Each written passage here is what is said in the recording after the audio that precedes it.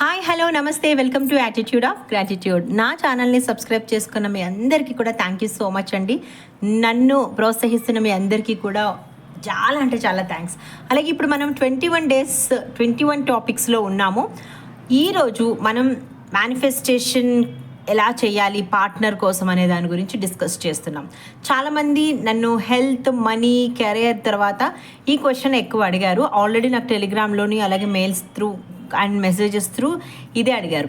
Life పార్ట్నర్ని మనం ఎలా చూస్ చేసుకోవాలి, వాళ్ళ కోసం మనం ఎలా మేనిఫెస్టేషన్ చేయాలి. ఒక్క విషయం గుర్తుపెట్టుకోండి, మీరు లైఫ్ పార్ట్నర్ కోసం మేనిఫెస్టేషన్ చేయాలి అని అంటే ఫస్ట్ మీరు కొన్ని పనులు చేయాలి. అవి ఏంటంటే మీ బ్రెయిన్లో కనుక ఏమైనా నెగిటివ్ థాట్స్ ఉంటే వాటిని డిలీట్ చేయాలి. ఓకే, స్టెప్ బై స్టెప్ మీకు నేను చెప్తాను. దాని తర్వాత మీరు మీ లైఫ్ పార్ట్నర్ని ఎలా మేనిఫెస్టేషన్ చేయాలి అనేది మీకు ఈజీగా అర్థమైపోతుంది. ఫస్ట్ ఆఫ్ ఆల్ ప్రతి ఒక్కరి లైఫ్లోనూ ఎక్కడో ఒక చోట అందరూ ఈవెన్ దో నా ఫ్యామిలీ లైఫ్లో కానీ, నా సర్కిల్లో కానీ, నా ఫ్రెండ్ సర్కిల్లో కానీ ఎవరి త్రూ అయినా సరే నేను కొన్ని చూసే ఉంటాను. అవే డైవర్స్ చూసి ఉండొచ్చు, లేకపోతే కొట్టుకోవడం చూసి ఉండొచ్చు, లేకపోతే వాళ్ళకి వాళ్ళు హర్చుకోవడం చూసి ఉండొచ్చు, లేకపోతే ఒకళ్ళ మీద ఒకళ్ళు కంప్లైంట్ చేయడం అనేది చూసి ఉండొచ్చు. సో ఇలాంటివన్నీ ఏవైతే ఉంటాయో వాటిని మనం ఫస్ట్ హీల్ చేయాలి. ఓకే, మీరు ఒక్కటి తెలుసుకోండి, మీ సబ్కాన్షియస్ మైండ్ అనేది ఎప్పుడు కూడా నిరంతరం ఈవెన్ దో మీరు నిద్రపోతున్నా కూడా ప్రతి దానిని తీసుకొని తనలో వేసుకోవడం దాని హాబీ. ఓకే, ఇది మనం మార్చలేము, whether it is good or bad. ఇప్పుడు మనం చూడండి, లా ఆఫ్ అట్రాక్షన్ కాకపోయినా మన చిన్నప్పటి నుండి చాలామంది అంటారు తదాస్తు దేవతలు ఉంటారు, మంచిగా మాట్లాడు అని అంటారు. ఎందుకంటారు? ఈవెన్ అది మంచైనా చెడైనా సరే వాళ్ళు తదాస్తు అని ఒకసారి అంటే అది ఖచ్చితంగా జరుగుతుంది అనేసి. ఈ సబ్కాన్షియస్ మైండ్ కాన్సెప్ట్ ఇవన్నీ లేనప్పుడు ఇలాగే చెప్పేవాళ్ళు. అంటే ఏంటి, మన సబ్కాన్షియస్ మైండ్ వాటన్నిటిని తీసుకుంటుంది కాబట్టి ప్రతి క్షణం కూడా మనము ఎప్పుడు పాజిటివ్గా ఆలోచించాలి, పాజిటివ్గానే మనం ఎవరితో మాట్లాడినా మాట్లాడాలి. సో ఓకే, ఇప్పుడు హీలింగ్ ఎలా చేసుకోవాలి అని అంటే మీరు ఎప్పుడైనా సరే, చాలామంది ఎలా ఉంటుందని అంటే అండి, ఎక్కడైనా సరే మీ లైఫ్లో కానీ, మీ ఫ్యామిలీ లైఫ్లో కానీ, మీ యొక్క ఫ్రెండ్స్ లైఫ్లో కానీ ఏదన్నా చిన్నది, ఇప్పుడు సమ్ ఫ్రెండ్ ఉన్నారండి, ఇద్దరు ఫ్రెండ్స్ ఉన్నారనుకుందాం, వాళ్ళు ఒక అమ్మాయిని లవ్ చేశారనుకుందాం, లేదా ఒక అబ్బాయిని లవ్ చేశారనుకుందాం. వాళ్ళ మెంటల్ హెల్త్ ఎలా ఉంది, వాళ్ళ యొక్క మెచ్యూరిటీ లెవెల్స్ ఎలా ఉన్నాయి, ఇవేమీ ఆలోచించకుండా వాళ్ళు కనుక లవ్ చేస్తున్నప్పుడు, ఒకవేళ ఈవెందో నన్నే తీసుకుందాం, ఇప్పుడు నా ఫ్రెండ్ ఉంటే తన లవ్కి ఏదన్నా ఎఫెక్ట్ అయిందనుకోండి, నేను వెనక ముందు ఆలోచించకుండా ఏం చేస్తాము? ఈవెందో మనం అప్పుడు వెంటనే మన ఫ్రెండ్కి సపోర్ట్ చేసేస్తాం. అదట ఇదట, అమ్మాయి అలా అంట, అబ్బాయి ఇలా అంట అని చెప్పి మనకి తెలిసినటువంటి మనం చూస్తుంది మాత్రమే జడ్జిమెంట్ చేసి ఒక క్యారెక్టర్ని డిసైడ్ చేసేస్తాం. కానీ అటు సైడ్ నుంచి ఏమవుతుంది అనేది మనం పట్టించుకోము. అప్పుడు మనకి ఏమవుతుందంటే ఇలాంటి సిచ్యువేషన్స్, హీలింగ్ చేసుకోవాల్సిన సిచ్యువేషన్స్ ఎలా వస్తాయంటే, మనకి తెలియనటువంటి విషయాల గురించి మనం ఎప్పుడైతే వేరే వాళ్ళకి సలహాలు ఇస్తామో, రెండు సైడ్లు వినకుండా ఆలోచించకుండా ఇవన్నీ కూడా మన బ్రెయిన్లో వేసుకుంటాం. అలా బ్రెయిన్లో వేసుకున్నప్పుడు ఏమవుద్దంటే, ఓహో ప్రేమ అంటే ఇలా ఉంటుందా, ప్రేమ అంటే ఓన్లీ గిఫ్ట్లు కొనివ్వడమేనా, ప్రేమ అంటే మనం ఎప్పుడు వాళ్ళు చెప్పింది వినడమేనా, ప్రేమ అంటే వాళ్ళకి ఏం కావాలో అది చేస్తేనే ప్రేమ. ఇలాగా వాళ్ళ మెచ్యూరిటీ లెవెల్స్ గురించి ఆలోచించకుండా వాళ్ళ ప్రేమని మనం ఎప్పుడైతే ఫీల్ అయిపోతాం, అది ఆ ఫీలింగ్ అనేది మనకి ఒకళ్ళు చెప్పాల్సిన అవసరం లేదండి, తెలియకుండానే. ఎందుకంటే మనకి లా ఆఫ్ అట్రాక్షన్ కానీ, మెడిటేషన్స్ కానీ ఇవన్నీ ఇప్పుడు ఎందుకు ఎక్కువైపోయినాయి అని అంటే, చాలా వరకు ఒకప్పుడు యూట్యూబ్ చాలా తక్కువ ఉండేది కాబట్టి చాలామందికి ఇవి రీచ్ అయ్యేవి కాదు, ఇప్పుడు రీచ్ అవుతున్నాయి. ఇది ఇప్పటి నుంచి ఉందా అంటే కొన్ని వందల సంవత్సరాల నుంచే ఈ మేనిఫెస్టేషన్ అనేది, హీలింగ్ అనేది, లేకపోతే స్పెల్ వర్క్స్ అనేవి ఇవన్నీ కూడా, అంటే not black side, only white side, నేను క్యాండిల్ హీలింగ్, స్విచ్ వర్డ్స్ ఇవన్నీ చాలా సంవత్సరాల నుంచే ఉన్నాయి. మన అదృష్టం కొద్దీ ఎప్పుడైతే యూట్యూబ్ పెరిగిందో మనం తెలుసుకోవడం మొదలు పెడుతున్నాం. కానీ అప్పటి వరకు ఎన్ని ఇయర్స్ ఉన్నాయో, ఎన్ని తరాలు ఉన్నాయో, అన్ని తరాలలోంచి మనం ఏవైతే మన బ్రెయిన్లో వేసుకోకూడదో అవన్నీ వేసేసుకున్నాం. అప్పుడు ఏమవుతుందండి, వేరే వాళ్ళ లైఫ్తో మనం కూడా ఇలాగే అయిపోతామా అని చెప్పి కంపేర్ చేసుకోవడం మొదలు పెడతాం మనం. అలా కంపేర్ చేసుకున్నప్పుడు సబ్కాన్షియస్ మైండ్కి తెలియదు కదా ఇది నీదా పక్క వాళ్ళదా అనేది. దానికి తెలియక ఏం చేస్తుందంటే ఆ వూండ్స్ని నీ సొంత వూండ్స్ లాగా తీసుకొని ఆ గాయాల్ని ఎప్పుడు కూడా నీకే అయ్యేలాగా చేస్తుంది. అప్పుడు మనకి ఏమవుతుంది, మనం ఎప్పుడైతే ఒక సక్సెస్ కాని లవ్ స్టోరీ గురించి, సక్సెస్ఫుల్ కానిటువంటి ఒక జంటకు సంబంధించిన ఆఫ్టర్ మ్యారేజ్ ఏవైతే ఉంటాయో అవి మనం విని ఊరుకోమండి. అది మన నేచర్ అనమాట. ఎప్పటి నుంచో నరాల్లో పాతుకుపోయింది, మన డిఎన్ఏలో అది ఫిక్స్ అయిపోవడం వల్ల మనం ఏం చేస్తామంటే అది మన సొంత దానిలా ఫీల్ అయ్యి 1కి 10 సార్లు డిస్కస్ చేయటం, గుర్తు తెచ్చుకోవటం, వాళ్ళ వైపు నుంచి ఆలోచించటము, వెదర్ అది మంచిది కానివ్వండి చెడుది కానివ్వండి. మనం అలా చెయ్యడం వల్ల ఏమైపోతుందంటే మన సబ్కాన్షియస్ మైండ్ అది మనకే జరిగిందేమో అన్న ఫీలింగ్లో మనం ఎప్పుడైతే మన లైఫ్ పార్ట్నర్ గురించి ఎక్కువగా ఆలోచిస్తామో అలాంటి సిచ్యువేషన్స్, ఇన్ కేసు ఇప్పుడు మీరు సడన్గా లవ్లో పడ్డారనుకుందాం మనం. సో ఆ లవ్లో పడేటప్పుడు కొన్ని కమిట్మెంట్స్ ఉంటాయి, కొన్ని రూల్స్ అండ్ రెగ్యులేషన్స్ ఉంటాయి. ఆడపిల్ల ఎంతవరకు తన గురించి తన కేర్ తీసుకోవాలి, మగవాళ్ళు ఏం చేయాలి, ఎలా మాట ఇవ్వాలి, మాట ఇస్తే ఇంట్లో వాళ్ళని ఎలా ఒప్పించుకోవాలి, వాళ్ళ పెళ్ళి ఎలా చేసుకోవాలి, ఇవేం ఆలోచించకుండా లవ్ అనేది ఒక బ్లైండ్గా, నేను అదే అంటానండి, 21 ఇయర్స్ రాకుండా మీరు చేసేటటువంటి లవ్లో మెచ్యూరిటీ ఉండదు అసలుకి. ఓకే, అలా అనేసి బిఫోర్గా లవ్ చేసిన వాళ్ళు, పెళ్ళిళ్ళు చేసుకున్న వాళ్ళు బాగాలేదా అని అంటే నాకు తెలిసినంత వరకు 100%లో 70% ఉండరు, 30% ఉంటారు. అది వాళ్ళ అదృష్టం, వాళ్ళకు ఉన్నటువంటి నమ్మకం, వాళ్ళ మీద ఉన్నటువంటి ప్రేమ. ఓకే, అందుకోసం మనం ఏం చేయాలంటే ఎప్పుడైతే ఇలా ప్రేమలో పడ్డప్పుడు వాళ్ళు ఏం చేస్తారంటే ఆ క్షణం అందంగా ఉంటుందండి. ఎందుకంటే నువ్వు ప్రేమిస్తున్నప్పుడు నీకు ఆ ఎదుట ఉన్నటువంటి వ్యక్తిని మెప్పించడం మాత్రమే నీ టార్గెట్. అది వెదర్ అమ్మాయి కానివ్వండి, అబ్బాయి కానివ్వండి. సో అది రాను ముందుకు వెళ్తున్నప్పుడు నీ స్పేస్లోంచి తనకి కొంత స్పేస్ ఇవ్వాల్సి వస్తుంది, తన కోసం టైంని కేటాయించాల్సి వస్తుంది, తన కోసం నువ్వు ఏవైనా చేయాల్సి వస్తుంది. అలాంటప్పుడు మీకు అది స్టార్టింగ్లో ఎప్పుడైతే ఆ అట్రాక్షన్ ఎక్కువగా ఉంటుందో అప్పుడు అది మీకు బాధ అనిపించదు. కానీ పోను ఎప్పుడైనా సరే అట్రాక్షన్ అనేది తగ్గుతూ రావాల్సిందేనండి. ఓకే, ప్రేమ అనే దానికి అట్రాక్షన్కి సంబంధమే లేదు అసలుకి. ఓకే, అందుకే టీనేజ్ లవ్స్ తొందరగా బ్రేకప్స్ కావడానికి చాలా రీజన్స్ ఉంటాయన్నమాట.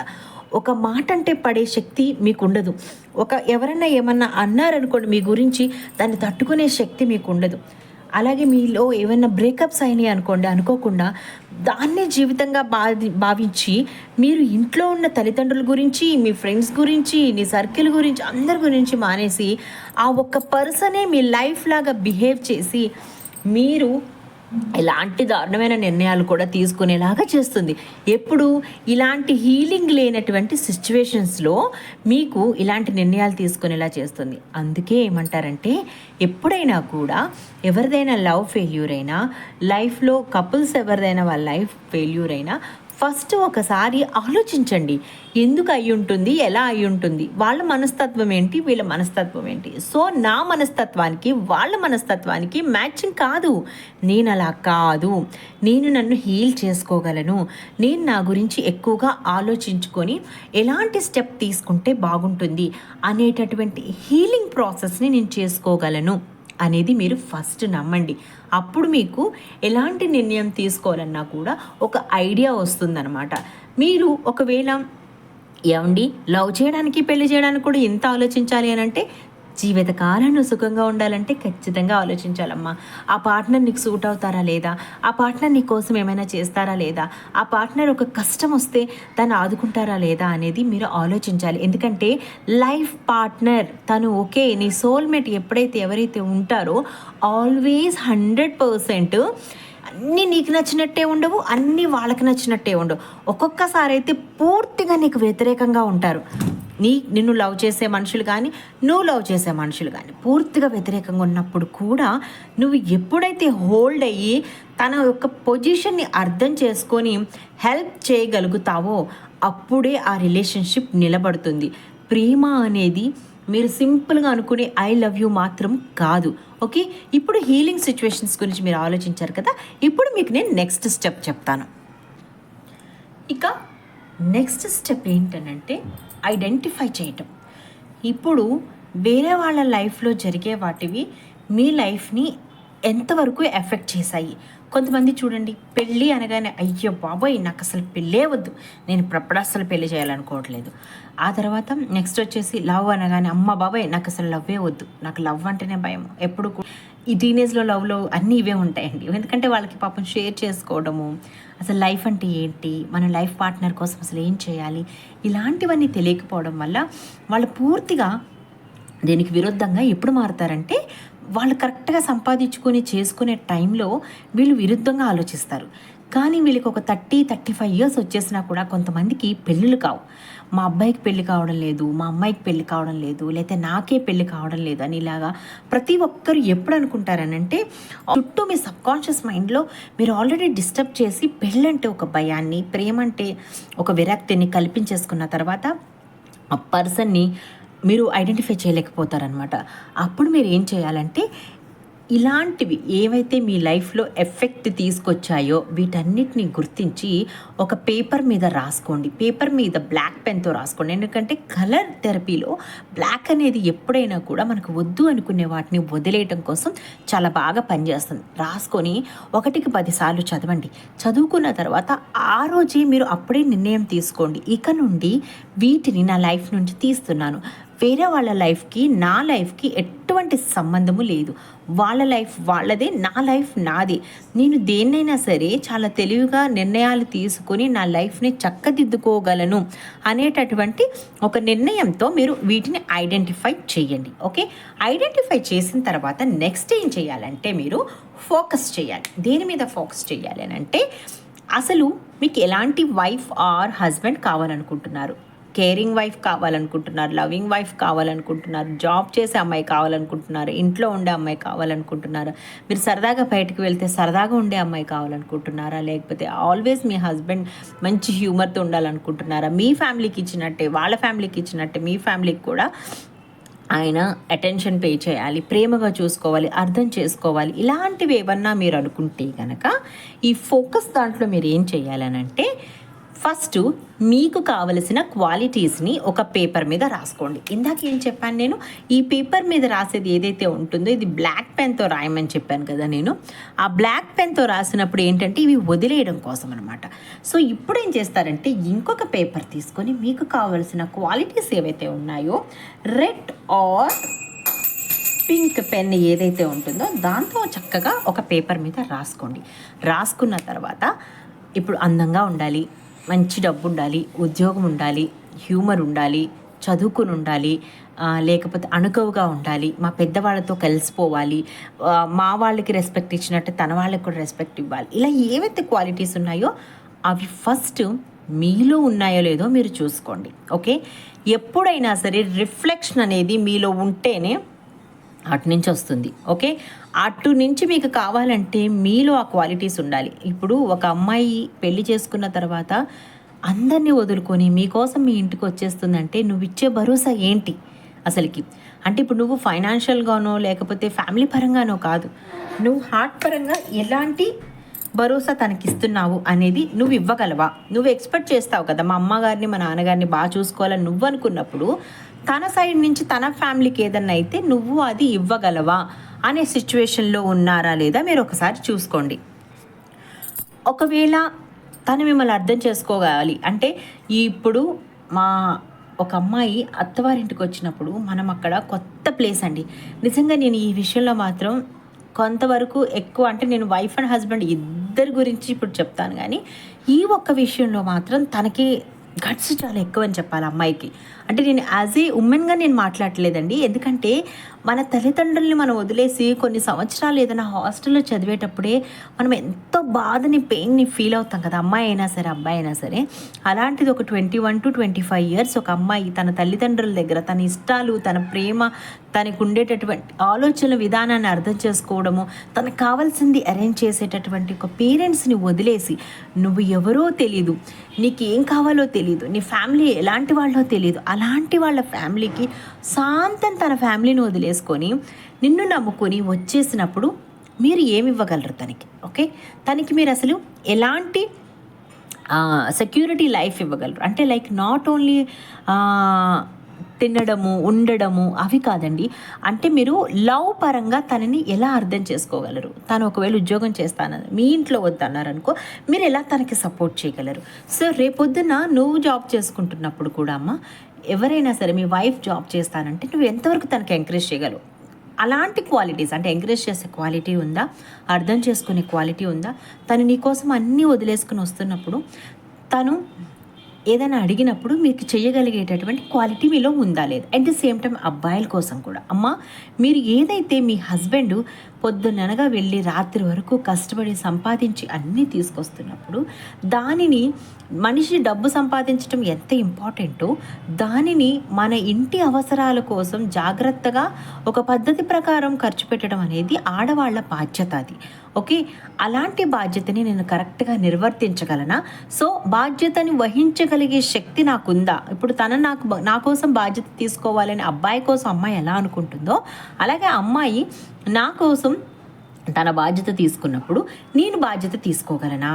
నేను కూడా తన ఫ్యామిలీకి సపోర్ట్ అవ్వగలనా? నాకు కావలసిన కోరికలు నేను తనని ఎలా అడుగుతాను? నాకు చీర కావాలో, నగ కావాలో, మన పిల్లల్ని బాగా చదివించగలని, ఇలాంటి క్వాలిటీస్ ఏవైతే సరదాగా బయటికి తీసుకెళ్ళాలి అంటే, ఇప్పుడు నువ్వు సరదాగా బయటికి తీసుకెళ్ళాలనుకున్నప్పుడు వాళ్ళ పేరెంట్స్ కానీ వాళ్ళ చుట్టాలు కానీ వచ్చినప్పుడు అసలు మీరు సరదాగా ఉండగలరా? నేను అమ్మాయిలని అడుగుతున్నాను. ఓకే, ఎందుకంటే ఇక్కడ ఇప్పుడున్న ప్రజెంట్ జనరేషన్లో ఏమైపోతుందంటే, అబ్బాయిల సైడ్ నుంచి ఎవరైనా వచ్చినప్పుడు ఒక్కొక్కసారి నేను యాక్సెప్ట్ చేస్తాను. ఎందుకంటే ఆడవాళ్ళే శత్రువు అనేది మాత్రం స్టిల్ ఉంది. కాకపోతే దాన్ని మనం మిత్రుల్లాగా ఎలా మార్చుకోవాలనేది కూడా అత్తా కోడలు గురించి చేసినప్పుడు టాపిక్ మీకు క్లియర్గా చెప్తాను. అసలు అలా ఎందుకు అవుతుంది, దేనికోసం అవుతుంది అనేసి. సో మీరు వాళ్ళతో హ్యాపీగా ఉండగలరా? సో వాళ్ళు వచ్చినప్పుడు మీ ఫ్యామిలీ లాగా వాళ్ళ ఫ్యామిలీని ట్రీట్ చేయగలరా? ఓకే, ఇలాంటి క్వాలిటీస్ మీకు ఏం కావాలో ఆ క్వాలిటీస్ అన్నిటినీ కూడా చక్కగా ఒక రెడ్ పెన్తో కానీ పింక్ పెన్తో కానీ ఒక పేపర్ మీద రాయండి. ఇక్కడ నుంచి మీరు ఏం చేయాలంటే, ఒకవేళ మీకు కోపం ఎక్కువ ఉంది, అడ్జస్ట్ అయ్యే మనస్తత్వం మీకు లేదా, దెన్ చేంజ్ ఇట్. ఓకే, ఈ కోపాన్ని ప్రేమగా మార్చుకోవాలంటే ఎలాగా? ఒక మనిషి మాట్లాడుతున్నప్పుడు వినడం నేర్చుకోండి. ఫస్ట్ విన్న తర్వాత మీకు ఏమనిపిస్తుంది? ఒకవేళ వాళ్ళు మీ గురించి అబద్ధాలు చెప్తున్నారు, లేకపోతే మీ గురించి తప్పుగా అనుకుంటున్నారు, ఇన్ కేస్ ఇప్పుడు మ్యారేజ్ అయిపోయిన వాళ్ళ గురించి కూడా నేను ఇది చెప్తున్నానమ్మా.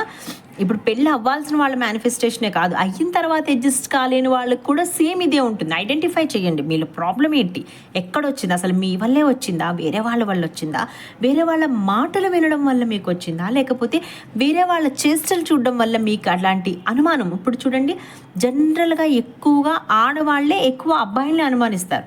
అబ్బాయిలు ఒక 40% అనుకుంటే 60% అమ్మాయిలే ఉంటారు. ఎందుకు అనంటే వాళ్ళ చుట్టూ వాళ్ళ తల్లిదండ్రులు వాళ్ళు ఉండేటటువంటి ఏదైతే ఉంటుందో అందులో వాళ్ళ అమ్మగారు శాంతం వాళ్ళ నాన్నగారి మీద డిపెండ్ అయిపోయి ఏం కావాలన్నా ఏం చేయాలన్నా వాళ్ళ నాన్నగారు కూడా ప్రతిదీ వాళ్ళ అమ్మగారిని అడగడం, వాళ్ళు మ్యూచువల్ అండర్స్టాండింగ్తో కొన్ని చేసుకున్నప్పుడు ఇప్పుడు జనరేషన్ ఏమైపోయిందంటే ఎవరిది వాళ్ళే అన్నట్టున్నారు. ఎవరి నిర్ణయాలు వాళ్ళు తీసుకోగలరు, ఎవరికి కావాల్సినవి వాళ్ళు చేసుకోగలిగే కెపాసిటీలో ఉన్నప్పుడు ఇక్కడ ఏదైతే తల్లిదండ్రుల దగ్గర తను చూసిందో ఇక్కడ మన అత్తవారింట్లో అది అప్లై కాలేనప్పుడు తనకి లేనిపోని అనుమానాలు వస్తాయి అన్నమాట. సో అలా వచ్చినప్పుడు దాన్ని నేను ఎలా అధిగమించాలి, అసలు నిజంగా ఇది ఆయన చేస్తున్నారా, నేను అనుమానిస్తున్నానా, ఇలాంటివన్నీ మీలో ఏవైతే ఉంటాయో, గొడవలు పెడుతున్నారా, మీరు పెట్టుకుంటున్నారా? ఒక విషయం గుర్తుపెట్టుకోండి, నేను ఆల్రెడీ చెప్పాను, నేను ఏవైనా మీ లైఫ్లో గొడవలు రావటం కానీ, డబ్బులు పోవటం కానీ, లేకపోతే బంధాలు సరిగా ఉండకపోవటం కానీ, ఇవన్నీ మీరు ఆల్రెడీ ఒక 40% మీరు కర్మ అనేటటువంటి దాని ద్వారా మీరు తీసుకొచ్చుకుంటే మిగతా 60% ఏదైతే ఉందో అది మీ మాట చేత, మీ ప్రవర్తన చేత, అలాగే మీరు చూస్తున్నటువంటి టీవీ సీరియల్సో, పేపర్సో, లేకపోతే ఎదురింటి వాళ్ళవో పక్కింటి వాళ్ళవో బేస్ అయ్యి మీ 60% దెబ్బతింటుంది. ఈ 40%ఏ మనం ఆల్రెడీ ఏ కుటుంబంలో ఎక్కడ ఎలాగా, ఏ కలర్తో, ఏ చదువుతో, ఎలాంటి బంధాలతో, ఎలాంటి డబ్బుతో ఎలా పుట్టాలని నిర్ణయించుకుని సోల్ కాంట్రాక్ట్ తీసుకొని మనం ఈ లైఫ్లోకి మన తల్లిదండ్రుని చూస్ చేసుకుని వస్తాం. సో వీటిని హీల్ చేయడానికే మన మనస్తత్వాన్ని మార్చుకోవాలిరా నాయన అంటే ఇక్కడ 60% వేరే వాళ్ళది కూడా అటాచ్ చేసుకొని చక్కగా 100కి 100 మార్కులు సంపాదించుకుంటారు. నిజంగా 100కి 100 నెగిటివిటీని సంపాదించుకుంటారు అనమాట. ఇప్పుడు ఇది తీయాలంటే ఏం చేయాలి? ఎంతో పాజిటివ్గా ఆలోచించాలి. ఆ పాజిటివ్గా ఆలోచించాలి అని అంటే మాటలు కాదు అసలుకి. అందుకోసం అని చెప్పి మీరు ఐడెంటిఫై చేయండి, అది మీదా పక్క వాళ్ళదా. నేను వేరే వాళ్ళ సమస్యని దేన్నైనా సరే పదే పదే విన్నానా, పదే పదే ఆలోచించానా అని చెప్పి దాని గురించి ఆలోచించి మీరు ఫస్ట్ చక్రాస్ హీలింగ్ చేసుకోండి. ఎందుకంటే అండి, మన బాడీలో మనకి తెలిసినవి blood, white cells, bones, flesh, skin, brain, లేకపోతే నెక్స్ట్ వచ్చేసి బోన్స్, కిడ్నీ, హార్ట్, ఇవి మనకి తెలిసినవి. తెలియనివి కూడా, మనకి కనిపించనివి కూడా చాలా ఉంటాయి. ఫెమినన్ ఎనర్జీ కానీ, మస్కులన్ ఎనర్జీ కానీ, 7 చక్రాస్ కానీ, దానిపైన ఉన్న చక్రాస్ కానీ, లేకపోతే మన చుట్టూ ఉండేటటువంటి ఎలక్ట్రోమాగ్నెటిక్ వేవ్స్ కానీ, లేకపోతే మన ఆరా కానీ, లేకుంటే మన నాడులు, నాట్ నరాలు, ఓకే, నాడులు కానీ, ఇవన్నీ కూడా మనకి తెలియనటువంటి ఒక డైమెన్షన్ లాగా మన చుట్టూ ఉంటాయన్నమాట. వాటిలో ఎఫెక్ట్ అవుతుందన్నమాట. సో అలా అయినప్పుడు ఇవన్నీ కూడా మన లైఫ్ మీద ఎప్పుడైతే ప్రభావాన్ని చూపిస్తాయో, మనకి తెలియకుండానే మన సబ్కాన్షియస్ మైండ్ నిద్రపోతున్నా కూడా ఫీడ్ చేస్తుంది. ఆ విషయాన్ని మీరు మర్చిపోవద్దు, ఓకే. మీరు కనుక వేరే వాళ్ళ సమస్య గురించి ఆలోచించుకుంటూ మీరు పడుకుంటే దాన్ని మీ ముందుకు తీసుకురావడం జీనీలాగా దాని పని. సో అందుకని ఐడెంటిఫై చేసి, పెళ్ళైన వాళ్ళు కూడా రిలేషన్షిప్ బాగోకపోతే ఇలా ఒక బ్లాక్ పేపర్ మీద రాసి దాన్ని బర్న్ చేసేయండి. అక్కడి నుండి మీరు దాని గురించి ఆలోచించడం మానేయండి. అండ్ ఇంకొకటి నేను చెప్పాలనుకున్నది ఏంటంటే, ఎవరైనా సరే మేనిఫెస్టేషన్ చేస్తున్నా, విజువలైజేషన్ చేస్తున్నా, క్రియేషన్ బుక్ రాస్తున్నా, స్విచ్ వర్డ్స్ యూజ్ చేస్తున్నా, క్యాండిల్ మ్యాజిక్ యూజ్ చేస్తున్నా, మీరు అందరూ ఏమనుకుంటున్నారంటే ఒక 10 days 20 days చేసేస్తే అయిపోతుంది అని అనుకుంటున్నారండి. కానీ కాదండి, 41 days నుంచి కనీసం 3 to 6 months టైం తీసుకుంటుంది. ఎందుకంటే మీకే తెలియకుండా మీరు ఎన్నో సంవత్సరాల నుండి వాటిని పోషించి ఉన్నారనమాట. ఇప్పుడు ఫర్ ఎగ్జాంపుల్ నేను ఇక్కడ ఒక సర్కిల్ వేస్తున్నా. ఈ సర్కిల్లో నేను dot dot dot dot dot dot dot dot dot dot dot అంతా నింపడానికి చాలా టైం కదా. పాజిటివ్ అంతటిని ఇట్లా నింపాలి ఒక్క డాట్తోనే, అంటే ఒక ఆలోచనతో నేను మొత్తం నింపాలి. పాజిటివ్ ఆలోచనలు అంతా నింపాలి అంటే నాకు ఇప్పుడు నేను ఇలా గీసేసినట్టు ఇలా ఇలా ఇలా చేసేస్తే అయిపోతుంది. కానీ అలా అవ్వదు కదా. ఎందుకంటే మీరు నిరంతరము పాజిటివ్ మేనిఫెస్టేషన్లో ఎక్కడుంటారండి అసలుకి. ఇప్పుడు కాసేపు మేనిఫెస్టేషన్ చేశారనుకోండి, ఆ తర్వాత వెంటనే దాని గురించి నెగిటివ్గా ఆలోచించడం మొదలు పెడతారు. ఇంతలా ఫిల్ చేయాలంటే dot dot positive positive positive positive positive positive positive positive positive positive positive ఇలా ఎప్పటికీ నేను దీన్ని నింపుతానండి పూర్తిగా, ఓకే. ఇది నింపడానికి నాకు టైం పడుతుంది. ఈ మధ్యలో ఇంకెవరో వచ్చి మళ్ళీ ఒక నెగిటివ్ వేస్తారు, ఇంకెవరో సలహాలో ఇంకొక నెగిటివ్ వేస్తారు, ఇంకెవరో సలహాలో ఇంకొక నెగిటివ్ వేస్తారు. మళ్ళీ దీన్ని మీరు ఎరేజ్ చేయాలి. మీరు మీ బ్రెయిన్కి చెప్పాలి పదే పదే పదే, no no no no no no no no, I'm healthy, I'm healed అని చెప్పి ప్రతిసారి దానికి మీరు చెప్పుకుంటూ వెళ్ళాలి. అలా చెప్పుకుంటున్నప్పుడు అదేమవుతుందని అంటే మీకే తెలియకుండా పాజిటివ్లోకి వెళ్ళిపోతూ ఉంటుందన్నమాట. సో వన్స్ మీరు ఏదైనా ఒక రిచువల్ చేయాలని అంటే, అండ్ స్పెషల్లీ ఎవరైనా లవర్స్ ఉంటే కూడా నేను ఇప్పుడే చెప్పాలనుకుంటున్నానమ్మా, నాకు ఆల్రెడీ కొన్ని మెసేజెస్ వచ్చాయి. నేను చాలా ఫీల్ అవుతున్నాను కూడా. ఎందుకనంటే ఇంత చిన్న వయసులో మీరు ఎంత పెద్ద పెద్ద నిర్ణయాలు తీసుకొని మీ లైఫ్ని మీరు స్పాయిల్ చేసుకున్నారో మీరు పెట్టిన మెసేజెస్తో నాకు అర్థమవుతుంది. గుర్తుపెట్టుకోండి అమ్మా, ఎప్పుడైనా సరే, నేను అబ్బాయిలకి ఎగెనిస్ట్ కాదు, కానీ రిలేషన్షిప్ విషయంలో అమ్మాయిలు మాత్రం జాగ్రత్తగా ఉండాలండి. రేపొద్దున ఏది ఏమైనా ఎఫెక్ట్ మీకే ఉంటుంది. అంటే మీరు అర్థం చేసుకోవచ్చు ఏ లెవెల్కి మీరు రీచ్ అయ్యి ఉంటే నేను ఇలాంటి మాటలు చెప్తున్నాను. అలాగే అబ్బాయిలు మీరు కూడా గుర్తుపెట్టుకోండి, ఒకసారి హార్ట్ బ్రేక్ అయింది అనుకోండి, మీకు మళ్ళీ స్పెషల్ అంటే మీకున్నటువంటి ఎబిలిటీ ప్రకారమే చెప్తున్నాను, మళ్ళీ మీకు అది నార్మలైజ్ అవ్వడానికి, ఎందుకంటే మీరు మెంటల్లీ వీక్ ఉంటారనమాట. అనుకుంటారు మీరు బాడీ వైజ్ స్ట్రాంగ్. అమ్మాయిలు ఎప్పుడు మెంటల్ వైజ్ స్ట్రాంగ్ ఉంటే బాడీ వైజ్ వీక్ ఉంటారు. అలాగే అబ్బాయిలు మెంటల్లీ వీక్ ఉంటారు, బాడీ వైజ్ స్ట్రాంగ్ ఉంటారు. సో అలా మీకు ఏదైనా ప్రాబ్లం వచ్చినప్పుడు మీరు దాన్ని రెక్టిఫై చేసుకోవడానికి టైం పడుతుంది. సో లవ్ విషయంలో జాగ్రత్తగా ఉండండి. అండ్ ఇంకొకటి వచ్చేసి ఈ ఫోకస్ ఏదైతే చేయమని నేను చెప్పానో, మీలో వాళ్ళకి ఏమైతే మీకోసం చేయాలనుకుంటున్నారు, మీరు ఇప్పుడు తన నుంచి ఏదైనా ఎక్స్పెక్ట్ చేస్తున్నారు అనుకుందాం, ఈరోజు మిమ్మల్ని డిన్నర్ తీసుకెళ్ళాలి. సో మీరు ఆ డిన్నర్కి తీసుకెళ్తే ఆ డిన్నర్కి తీసుకెళ్ళిన ఆ టైంని, ఆ స్పేస్ని మీరు ఆనందంగా ఉంచగలనే నమ్మకం మీకు ఉందా? ఉంటేనే అప్పుడు మీరు అవి ఎక్స్పెక్ట్ చేయండి. ఇప్పుడు వాళ్ళ ఫ్యామిలీ కానీ లేకపోతే ఫ్రెండ్స్ కానీ ఎవరైనా వచ్చారనుకోండి, హ్యాపీగా పలకరించేటటువంటి శక్తి మీకు ఉందా అక్కడికి వస్తే? అలాంటివి ఆలోచించుకోండి. ఎందుకంటే ఎప్పుడూ మన లైఫ్లో మనం మాత్రమే కాదు, వేరే వాళ్ళు కూడా ఉంటారు. ఎప్పుడైనా లవ్ చేసుకుంటున్నప్పుడు నీకు ఇందాక చెప్పాను కదా మీకు, మీరిద్దరు మాత్రమే ఉంటారు. లవ్ చేసుకుని మీరు లవ్లో పడ్డ తర్వాత వాళ్ళ ఫ్రెండ్స్ ఎంటర్ అవుతారు. అది ఇంట్లో తెలిసినప్పుడు వాళ్ళ ఫ్యామిలీ ఎంటర్ అవుతుంది. దానివల్ల గొడవలు అవ్వచ్చు, లేదా మంచిగా ఒప్పుకొని పెళ్లి చేసుకోవచ్చు. లేదా అరేంజ్డ్ మ్యారేజ్ అని అనుకుంటే ఫస్ట్ మీ ఇద్దరికి నచ్చితే చాలు అనుకుంటారు. దాని తర్వాత వాళ్ళు ఇచ్చే పెట్టుపోతుల గురించి డిస్కషన్స్ జరుగుతాయి, తన ఫ్యామిలీస్ గురించి డిస్కషన్స్ జరుగుతాయి, ఎంక్వైరీస్ జరుగుతాయి అనమాట. అన్నీ ఓకే అనుకున్న తర్వాత పెళ్లి చేసుకుంటున్నప్పుడు అటు వాళ్ళకి కొన్ని రకాలైనటువంటి పద్ధతులు ఉంటాయి, ఇటు వాళ్ళకి కొన్ని రకాల పద్ధతులు ఉంటాయి. వాటన్నిటిని మిక్స్ చేసుకుంటేనే అది పెళ్ళి అవుతుంది. తర్వాత 2 కుటుంబాలని మీరు యాక్సెప్ట్ చేయగలగాలి. సో అలా చేస్తున్నప్పుడు మీకు ఎఫెక్ట్ అయిందనుకోండి, లెట్ ఇట్ గో చేయండి. మీరు ఎక్కువ ఆలోచించవద్దు. ఎటువంటి రిలేషన్షిప్ గురించి అయినా కూడా మీకు ఎంతవల్ల అవుతుంది, మీలో ఆ క్వాలిటీస్ ఉన్నాయా లేదా, ఉంటే నేను బేర్ చేయగలనా లేదా. ఓకే, క్వాలిటీస్ని మీరు రాసుకున్న తర్వాత ఆ క్వాలిటీస్ని మీలో ఇంప్రూవ్ చేసుకోండి. సంతోషంగా ఉండాలంటే మీరు సంతోషంగా ఉండడం మొదలుపెట్టండి. తను మీతో హ్యూమర్గా ఉండాలంటే మీరు ఫస్ట్ హ్యూమర్గా ఉండడం అలవాటు చేసుకోండి. మీరు కోపంగా ఉండి నేను ఏమన్నా సరే అవతల వ్యక్తి పడాలి అంటే అవ్వదు. అలాంటి రిలేషన్షిప్ నిలబడదు కూడా. అలాగే నేను ఆనందంగా ఉండాలంటే తనని ఎలా ఆనందంగా ఉంచాలి. సో ఆనందంగా ఉండాలంటే ఫస్ట్ ఆఫ్ ఆల్ నేను ఏం చేయాలి అలవాటు చేసుకోండి. బయటికి వెళ్ళడము, లేకపోతే మీరు ఇప్పటి నుంచే తను వస్తే ఇలా ఉంటాను అని ప్రతిదీ డ్రీమ్ చేసుకోండి. మీ లైఫ్లో ఉండే ట్రాష్, వేరే వాళ్ళ లైఫ్లో జరిగినటువంటి ఎటువంటి ట్రాష్ అయినా సరే ఫస్ట్ డిలీట్ చేసేసేయండి, దాన్ని ఫ్లష్ చేసేసేయండి పూర్తిగా. అప్పుడు మీరు ఇలాంటి వాటి మీద ఫోకస్ చేయండి. అప్పుడు ఏమవుతుందంటే మీకు కావాల్సిన పర్సన్ని మీకు కావాల్సినట్టుగా మేనిఫెస్టేషన్ చేయడం అవుతుంది. ఓకే, ఎలాంటివి జరిగినా ఏం జరిగినా నా లైఫ్ పార్ట్నర్ నాతో ఉంటారని మీరు నమ్మాలి. ఓకే, అప్పుడు ఎలాంటిది జరిగినా, ఎంత పెద్దది జరిగినా కూడా ఫాస్ట్గా మళ్ళీ మన వైపుకి రావడం మొదలు పెడుతుంది.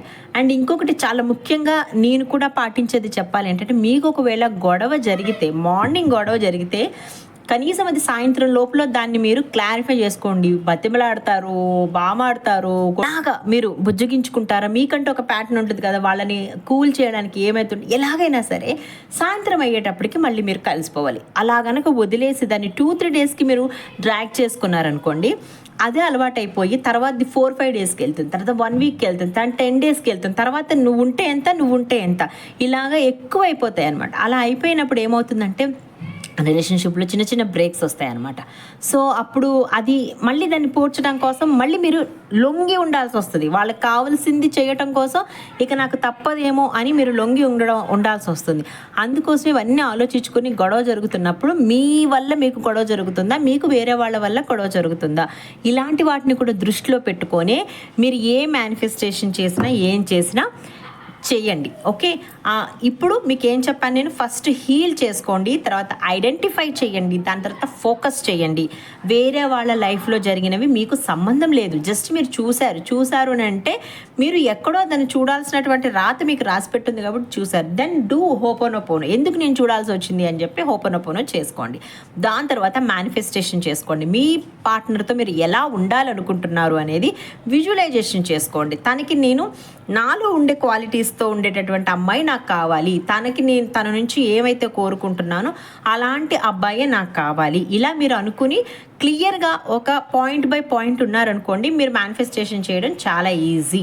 ఓకే, అండ్ ఇంకొక విషయం గుర్తుపెట్టుకోండి, లవ్ మ్యారేజెస్ చేసుకునే వాళ్ళు లవ్ వరకు ఉన్నప్పుడు మీ ఇద్దరే ఉంటారు. దాని తర్వాత మీ ఫ్యామిలీస్ యాడ్ అవుతాయి.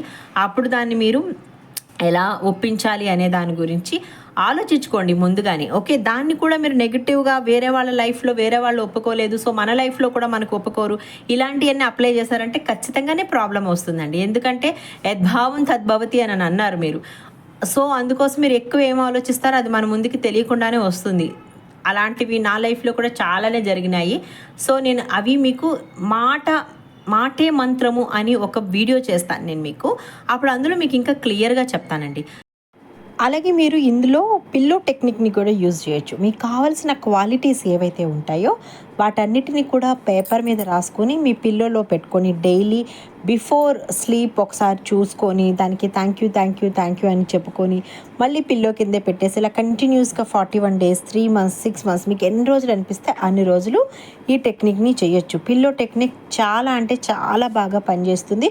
మన సబ్కాన్షియస్ మైండ్కి రీచ్ కావడానికి ది బెస్ట్ తరీకాలు ఇదొకటి అనమాట. సో మీరు మీకు కావాల్సిన డిజైన్ని రాసుకొని ప్రతిరోజు పడుకునేటప్పుడు ఈ యొక్క డిజైన్ని తీసుకొని ఒక 3 times చదువుకొని 3 times థ్యాంక్స్ చెప్పుకొని మీరు చక్కగా పిల్లో కవర్లో ఉంచేసుకోండి.